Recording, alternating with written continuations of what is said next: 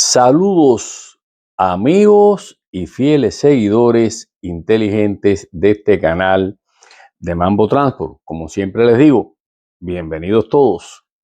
Vamos a darle un parte sobre ese huracán llamado Libertad que nos está azotando en los últimos tiempos por el Caribe. Pero antes de dar ese parte meteorológico de cómo está ganando en organización y que ya está amenazando directamente a Cuba, los voy a dejar con recordándoles lo que pasó en Venezuela, cómo era la cosa en Venezuela antes de... Los voy a poner ahí para que ustedes vayan mirando cómo fueron las cosas por Venezuela y es lo que nos espera a nosotros en Cuba. Meses y semanas antes de que ocurriera su captura y extracción, esa histórica operación militar de Estados Unidos el 3 de enero, el dictador de Venezuela salía muy bravucón a desafiar el gigantesco poderío de Washington. ¿Lo recuerdan ustedes? Tenemos que ser capaces de defender cada palmo de esta tierra bendita de cualquier amenaza o agresión imperialista, venga de donde venga y cuando venga. Y les puedo asegurar, con mi vida y con la vida de todo un país, que jamás seremos patio trasero, colonia y esclavo de ningún imperio supremacista. Ni hoy, ni mañana, ni nunca esclavo, ni colonia de nadie. ¡No se tarde en llegar, cobarde! Gritaba a diestra y siniestra, le gritaba al imperio, a Estados Unidos, a Edmundo González, a la oposición. Bravucón y envalentonado. Bueno, antes de que el tirano venezolano terminara de esta manera, esposado, vestido de reo y recluido en una celda de Nueva York. Entonces, envalentonado también ministro de Defensa Vladimir Padrino aseguraba que nada los iba a doblegar e incluso amenazaba con devolver en bolsas negras y urnas a los militares de Estados Unidos que, según él, se atrevieran a atacar Venezuela. Miren ustedes. Se pretende hacer una guerra en Latinoamérica y en el Caribe.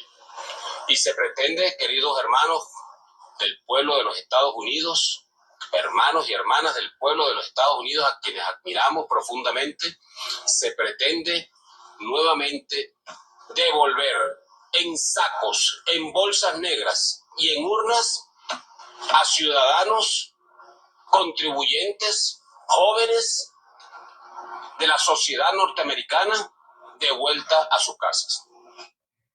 Pues ni en bolsas negras, ni en urnas, ni ninguno murió.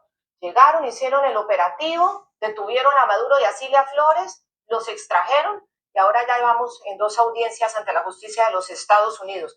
Es que así son, muy bravucones, pero cuando ya tienen los dientes de quien se los muestra al frente y quienes tienen el poderío y lo perciben, el poderío militar al frente, ahí las bravuconadas no les funcionan más.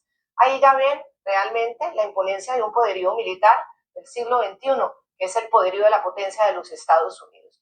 Bueno, y ustedes recordarán que en ese discurso fanfarrón de Maduro y de Padrino, de la supuesta fortaleza militar que tenía para responderle a Estados Unidos, era el que escuchaban los venezolanos mientras el Comando Sur avanzaba en el plan de captura del dictador. Bueno, le sonó el tic-tac, le sonó como advertencia, pero él no lo quiso escuchar. El mismo discursito de ataque que a la final a Maduro no le sirvió de nada es el que ahora se escucha de otro tirano igual a él. El dictador de Cuba, Miguel Díaz-Canel, arremete en su narrativa contra Washington y advierte que su país está listo para enfrentar una eventual agresión militar de Estados Unidos.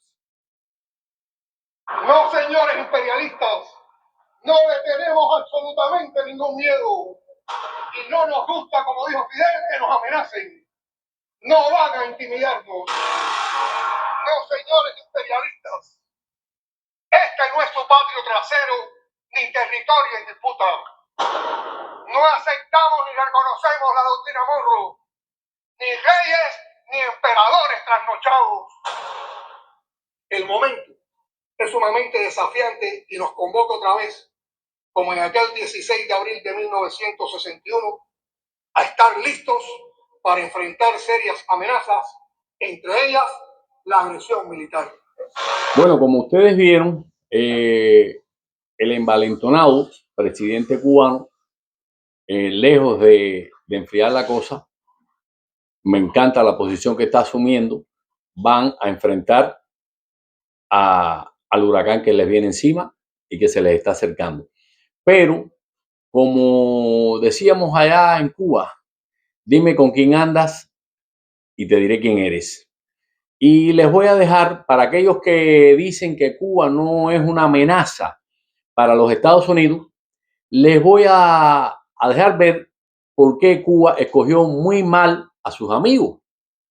Y específicamente estas relaciones tan estrechas con Irán, con las cuales ahora los Estados Unidos está teniendo problemas de bélicos y están involucrados en una guerra donde Cuba es el aliado de los iraníes a unas 90 millas de los Estados Unidos, donde, como dije el otro día, misiles de corto y mediano alcance tendrían perfectamente la posibilidad de hacer blanco aquí en territorio norteamericano. Yo los voy a dejar ahora con lo que pasó hace muchos años, estando el difunto Fidel, todavía cómo él estrechó las relaciones y se hicieron socios para... Lo voy a dejar con el programa para que ustedes vean cómo advertía que podían poner de rodillas a los Estados Unidos. Y miren ahora las consecuencias. Ahí los dejo con eso. Los principales medios de prensa mundiales cubren el desarrollo del conflicto y enfatizan en el ataque quirúrgico realizado por Estados Unidos. La Habana cierra filas con Teherán. Pide unir fuerzas de izquierda y progresistas para, según dice, salvar a la humanidad de una conflagración nuclear. Los nexos entre Irán y Cuba finalmente se establecieron tras la toma del poder del régimen islámico en 1979. Cuba lo invitó a formar parte del movimiento de países no alineados y le propuso que enviara una representación a la sexta cumbre que se celebró en la capital cubana en septiembre de ese mismo año. El otrora gobernante, en su discurso de apertura, agradecía la entrada al movimiento de dos nuevos miembros, Irán y Pakistán. Desde entonces, ambos regímenes han unido fuerzas contra un enemigo. En mayo de 2001, Fidel Castro era recibido en Teherán por el ayatolá Ali Jamenei, que decía que Estados Unidos estaba más vulnerable que nunca y que por eso una cooperación entre los dos países podía contribuir al hundimiento de ese país. Mientras Fidel Castro lo secundaba, según citaron medios de comunicación iraníes, recalcó que los pueblos y los gobiernos de Cuba y de Irán podían poner de rodillas a Estados Unidos. Castro invitó al nieto del líder de la Revolución Islámica a La Habana, quien encabezó junto a él el 26 de julio de 2001 la llamada Marcha del Pueblo Combatiente por el Malecón capitalino. En septiembre de 2016, Hassan Rouhani, quien fuera presidente de la República Islámica, visitó Cuba como parte de su primera gira latinoamericana y fue recibido por el convaleciente Fidel Castro. El intercambio entre La Habana y Teherán ha sido mucho más fluido. La isla, según entendidos en el tema, se ha convertido en una especie de satélite de la nación islámica a 90 millas de su enemigo. Cuba ha sido una caja de resonancia de la propaganda mediática del régimen de los ayatolas. Bueno, pues aquí queda demostrado la alianza estratégica militar que tiene Cuba, donde no comparten lazos culturales ni es el mismo idioma, pero allá con los enemigos siempre ha sido Cuba muy sutil a la hora de seleccionar los amigos, los aliados, que casi siempre coincide que son enemigos de los Estados Unidos. Por eso Cuba no es, hay quien dice no, porque Cuba no representa una amenaza para los Estados Unidos. Sí lo representa. Ya se sabe que tiene varias bases de espionaje, de escucha.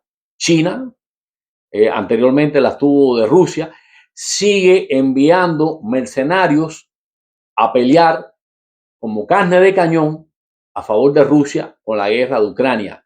Ya Ucrania tiene cientos de prisioneros de origen cubano allá. No hay ningún otro país, creo que Colombia, no sé si algún otro país de Sudamérica.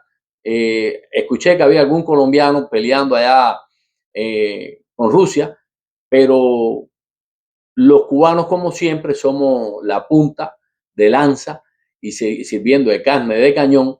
Y el gobierno se desentiende, dice que ellos no saben de eso, pero bueno, ahí está la prueba. Está la prueba ya, lo tienen, los ucranianos tienen más de 100 prisioneros cubanos que no saben, no dominan ni el idioma y han ido de carne de cañón. Entonces, Cuba sí sigue siendo una amenaza por representar la posición geográfica, la geopolítica que lo sitúa tan cerca de los Estados Unidos. Es como si fuera un portaavión a 90 millas. Lo constituyen una amenaza. Así que vamos a seguir mirando lo que viene por delante.